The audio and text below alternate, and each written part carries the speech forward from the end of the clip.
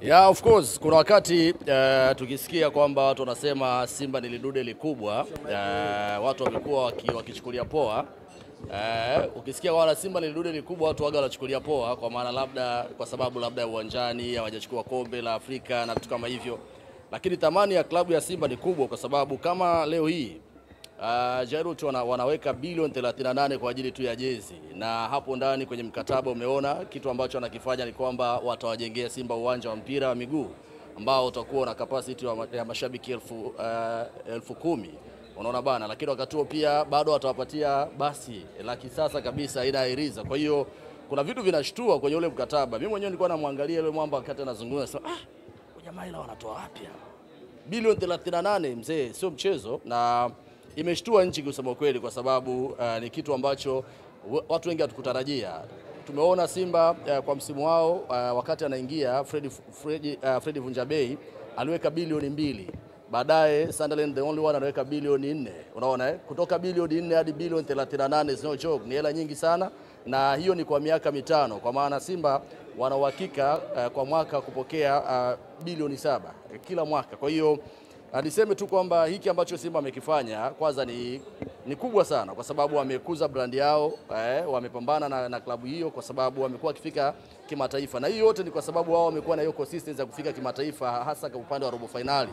Wameenda 4 za Cup Champions League, 2 za Confederation, kitu ambacho vilabu vingine vinakuwa vina struggle sana, lakini wakati huo pia wakichukua ubingwa back to back. Ukiachana na ligi, kimataifa wamekuwa kitamba sana. Sasa wao wenyewe Jairut wanafahamu kwamba wanapokuwa wanaweka pesa yao Simba, return yao wataipata kwa haraka kwa sababu Simba wanakuwa wanaenda kimataifa zaidi. Kwa msimu huu naona wamefika hadi hatua nusu finali, bado wana uhakika wa kufika pia finali. Kwa hiyo msimu ujao pia Simba wana uhakika wa kwenda Cup Champions League. Kwa hiyo wanaamini ya kwamba hiki ambacho wanakifanya kitawapa mrejesho mkubwa sana hapo baadaye. Lakini lazima upongeze Simba kwa sababu hii ni kubwa zaidi kwa ukanda huu wa Afrika Mashariki. Haijawahi kutokea kuona kwamba mzabuni tu wa masuala ya jezi anaweka bilioni 38, huku kwenye mkataba kuna vifungu vya kuwekewa labda kujengewa uwanja, mashabiki 10,000, kuletewa gari la Iriza. Simba alikuwa anateseka, kuna kipindi niko kwenye bango hilo au wako watu wa Simba hapa karibu. Kuna kipindi Simba basi lao lilipata changamoto, unakumbuka? Wakawa wachezaji wanaenda uwanjani na Costa. Yaani basi ilikuwa la changamoto, na baadaye tukawa tunauliza basi la Simba liko wapi bwana na vitu kama hivyo. Sasa hivi wanatoka kwenye basi ile ambao walikuwa wanaitumia, sasa hivi wanaenda kwenye Iriza, na wana deserve of course. Klabu kama Simba wanapaswa kuwa na basi la kisasa Iriza. Yaani Azam wana Iriza alafu Simba hawana. Sasa Simba anaenda kuwa na Iriza alafu toleo la mwaka wa mbele kabisa. Kwa hiyo unaweza kaamini hilo kwamba brand wameilinda na wamepambana kweli kweli kuhakikisha brand yao inakuwa kubwa, na leo hii unaona watu wanaweka mipesa mingi kweli kweli. Sasa hii ukisikia kwamba kuna watu wanapaswa kuiga, waige. Mimi kila mara nawaambiaga nikisema Yanga waige vitu ambavyo Simba wanafanya, watu wananipiga mawe, wanasema wewe bwana umetumwa, wewe bwana umepewa tiketi ya ndege, wewe bwana maneno kibao. Lakini mwisho wa siku leo watu wanajionea haya mambo tunayozungumza kila wakati ni kwamba hayaji tu by fluke. Haya ni mambo ambayo yanafanyika taratibu kimchakato na wanaenda taratibu, lakini leo hii unaona watu wana cement ubora wao kila kukicha kwenye michuano ya kimataifa. Watu wanaendelea kupalilia brand walionayo, haishuki. Yaani wakienda robo finali, sio kwamba leo umeenda robo finali, kesho umeenda zako umeshia hatua makundi. Haiwezekani. Ili uweze kuwa mkubwa, lazima upambane na giant, lazima uendelee kuprotect uwanja wa Benjamin Mkapa. Yoyote anayekuja anapasuka. Leo hii unaona mtu anaweka pale bilioni 38 brother, sio mchezo, ni hela nyingi sana, lakini swala la uwanja kwangu ndio kitu kikubwa kuliko vitu vyote ambavyo vimezungumzwa pale. Simba na Yanga kukosa uwanja wao tu wa mpira wa miguu ni aibu kweli kweli, yani ni fedheha. Unakosa uwanja, mnashindana, mmoja anatoka Chamazi wanaenda kugombania uwanja wa KMC brother. Uwanja wa KMC yenyewe ule juzi nimetoka kuongea pale kwamba waandishi wa habari wenyewe tuthaminiwi, tunapaa tu la kutukinga na jua hakuna. Leo hii Simba wanaenda kujengewa uwanja, na hawa jamaa wako very serious. Kwa namna ambavyo wamezungumza, naamini wanaenda kujenga uwanja huo wa kisasa kabisa wa watu 10,000 ambao mashabiki wa Simba watakuwa na enjoy, hasa kwa hapa Dar es Salaam. Alizungumza mwekezaji wa klabu ya soka ya Simba kwamba atakwenda kufanya uwekezaji mkubwa ndani ya Simba, lakini tumeona mpaka sasa yale ambayo aliyaahidi kwa pamoja na kutengeneza uwanja, lakini tumeona kama bado hajafikia kwenye ile progressive ambayo alikuwa anataka kwenda kuifanya. Pengine labda tutarajie maneno tu ambayo huwa yanazungumzwa, lakini kwa swala la vitendo yanakuwa ni kama vile hayatiliwi mkazo.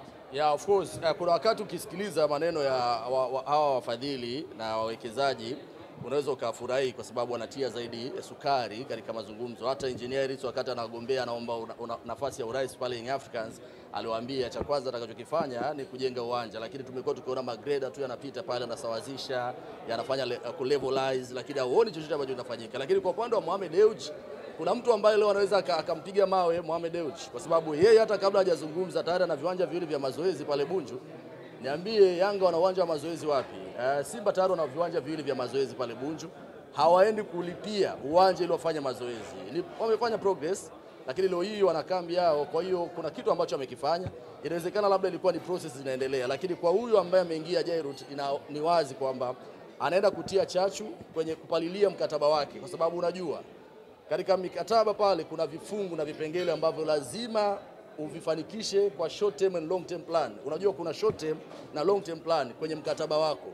Ili mkataba uwe na maturity, kwa maana umachue, lazima ufanye vitu vya msingi kwenye mkataba wako. Cha kwanza, ukiachana tu na kuleta jezi pamoja na merchandise tofauti sijui na brand zote zile, lazima uhakikishe iriza inaingia mjini. Na amesema hiyo ni kitu cha kwanza, lakini watu wanataka kuona uwanja kwa sababu uwanja ni kitu ambacho hakihamishiki kwa klabu. Yaani itabaki pale pale vizazi na vizazi, sio?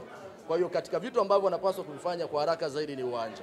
Ili kuhakikisha unaendelea kumaintain mkataba wako, lazima uhakikishe hilo. Kwa sababu ni miaka 5 of course. Na ukiangalia hapo kutakuwa kuna watu wengine wananyemelea hii tena. Niliambiwa kuna watu wengi sana waliingia hapa, lakini huyu mwamba Jairut kwanza kwa sababu anatoka pia Tanzania alipewa priority. Sasa kama atafeli hapo ina maana kuna watu wataingia hapa na kuja kutake over. So to me naamini katika vitu ambavyo anajua vitapalilia mkataba wake vizuri, flourish, yani vitamwagilia maji vizuri, ni kujenga uwanja lakini pia na kufanya vitu vya msingi. Mimi nataka sijadili hili kwa pamoja.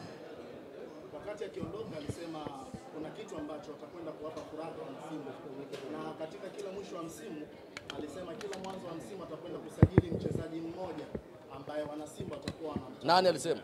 Yeye mwenyewe Jairut. Okay. Alipokuwa akizungumza. Kipaumbele sasa hivi kwa watu wa Simba ni kumuona namba 10 mzawa akitua katika viunga vya wekundu wa Msimbazi Simba. Thamani ya mchezaji ni zaidi ya bilioni 1.2 kwa mujibu wa Azam FC walivyotoa thamani ya mchezaji wao. Wanaona mwekezaji anaweza kwenda kuwapa furaha wana Simba zaidi ya bilioni 1.2 kwa msimu unaofuata ambao wana Simba wanahitaji kipenzi namba 10 mzawa kutokea katika ardhi ya Tanzania. Swala lako liko nje sana. Swala lako liko nje sana of course kwa sababu huyu ni mzabuni wa masuala ya jezi. Amekuwekea vipengele vyake, kuna vitu ambavyo atavifanya pale. Lakini kama Simba watakuwa wanahitaji msaada wa kusaidiwa labda kumtafuta au kumpata Faisal Salum, anaweza kufanya, lakini to me sitaki kuamini kwamba hayo ni majukumu yake. Majukumu ya mwekezaji wa klabu ya Simba mwenye bilioni 20 zake ni Mohamed Dewji. When it comes kwenye kufanya swala la usajili na kutafuta mchezaji ambaye ana deserve kucheza kwa klabu ya Simba kwa mafanikio na mataji, kwa sababu mara zote amekuwa akisema shabaha yangu ni kuona Simba inafika finali ya kuchukua ubingwa wa Afrika.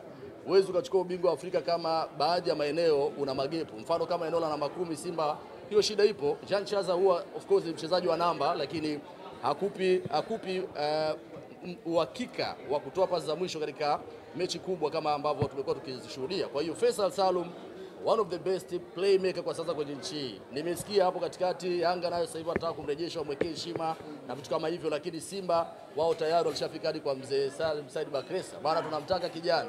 Na Faisal Salum mapenzi yake sasa hivi yako Simba, anatamani sana aende Simba ili akanufaike zaidi kwenda kucheza zaidi katika hatua kubwa hasa kwa upande wa michuano ya CAF.